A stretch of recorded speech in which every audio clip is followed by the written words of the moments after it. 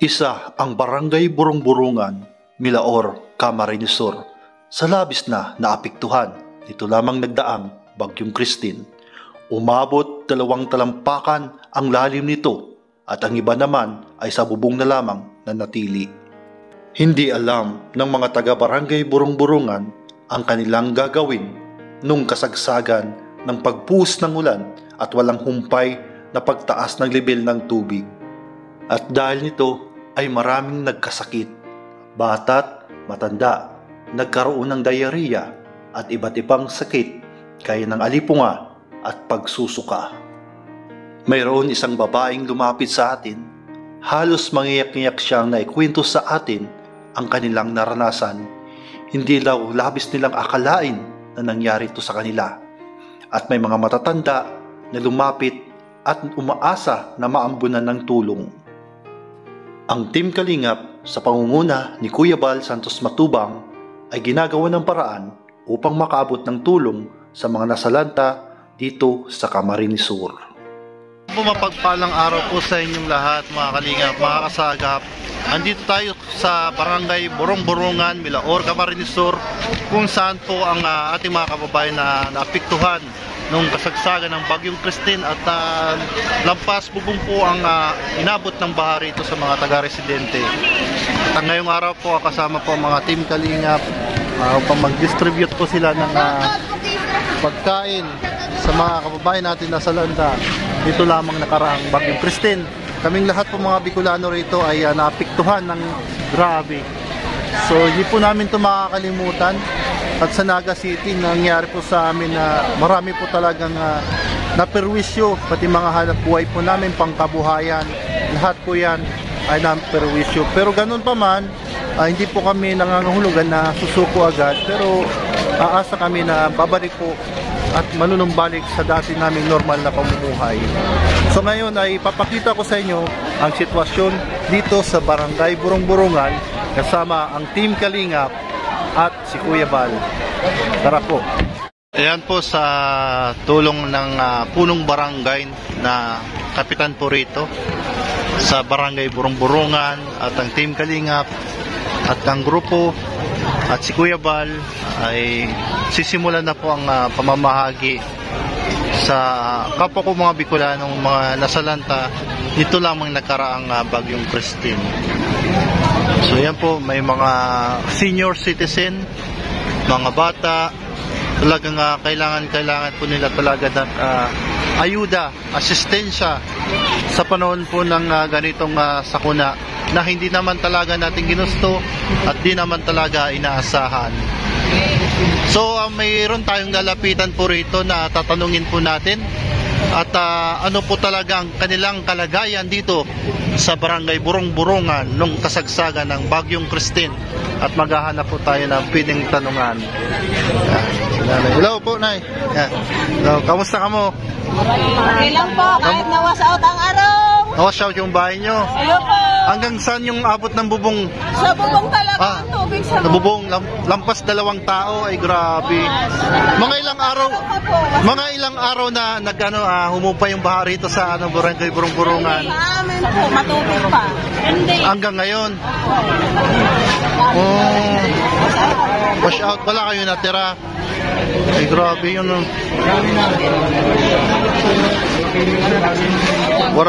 Talagang wash out. Ako. Pero wala naman ditong nasawi, namatay. Okay lang yun, basta ligtas kayong lahat.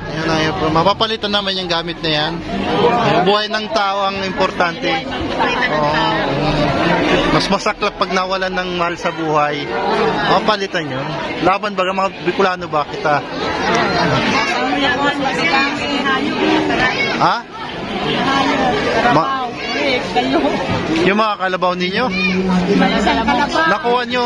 May isang kalabaw na maliit. Na mga yung mga alaga mo? Nakuha mo na? Nakuha mo yung mga alaga mo? Nasa na? Decomposition na? Nabuhay naman. Buti hindi ninakaw.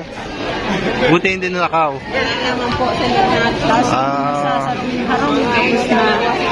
na-wash out lang. Isang pamilya.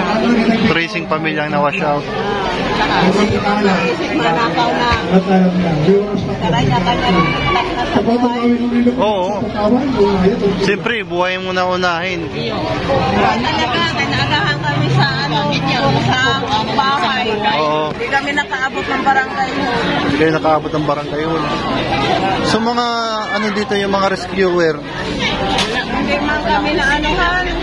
Kinaumagahan na kami nakaabot dito sa sa gilid. Alas 8 na ng umaga. Wala kaming kain. talagang kain. Ibig sabihin nag-stay, Naglaboy na lang kami pag kinabukasan.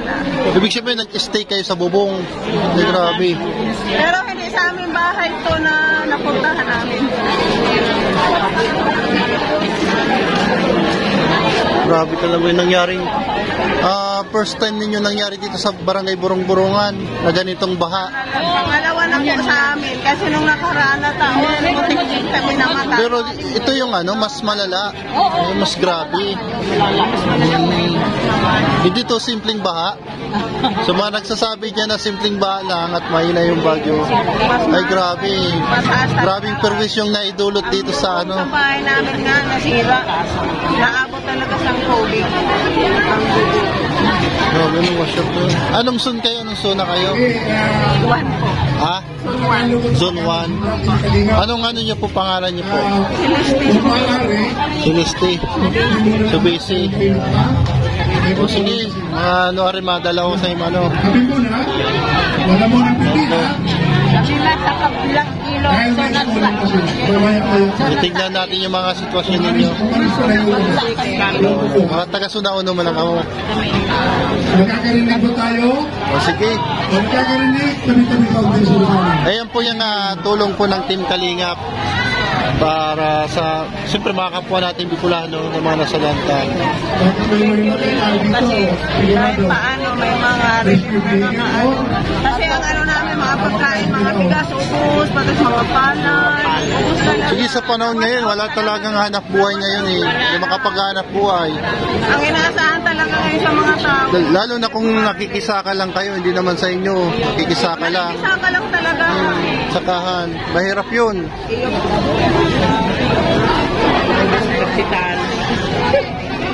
Hayaan nyo po. Makaka-recover din tayo niyan. Wag mo na Pwede mangutang wag mo na magsingil. Salamat na lang po kasi may mga relief. Sige. Makaka-recover. Kaya yan. Ikaw mo mamundo pagsabi, may nawara, may karibay. So yan, tatandaan ta. Salamat sa buhay at tao. Oo, boss. Magbayad ng tao, mauna. Masalamat po tayo. Yan. Ano pangarap po ang kapitan nito? Sandali mo. Timones. Benito Timones. Benito Timones. Maraming salamat kay kapitan dahil kami ay inasikaso papunta rito sa Barangay Burong-Burungan. Yan. Salamat po. Sige po. Bye po. Thank you.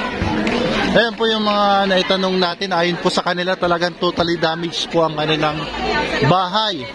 So wash out talaga. Walang natira. Yung tanging kabuhayan nila rito ay papalay.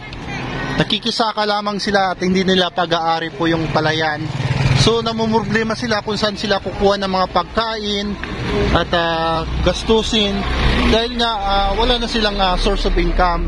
So ito talaga mga karapat dapat na tulungan sa labis na naapektuhan ng tubig baha ng gawa nga ng Bagyong Christine.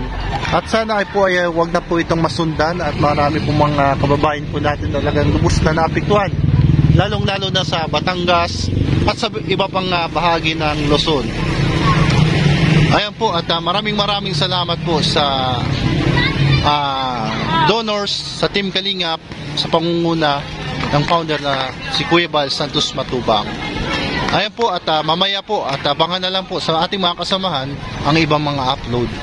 Maraming salamat po at pag-ingatan po kayo ng Panginoon at mag-iingat po kayong lahat and magdasal po tayong lahat na sana ay hindi na ito mangyari and protektahan tayo ng ating Panginoon. Kasi po sa sakuna ay wala pong exempted dito.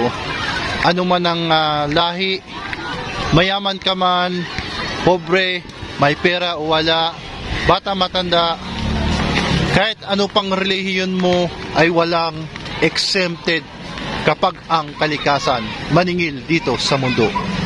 Maraming salamat po and God bless you all.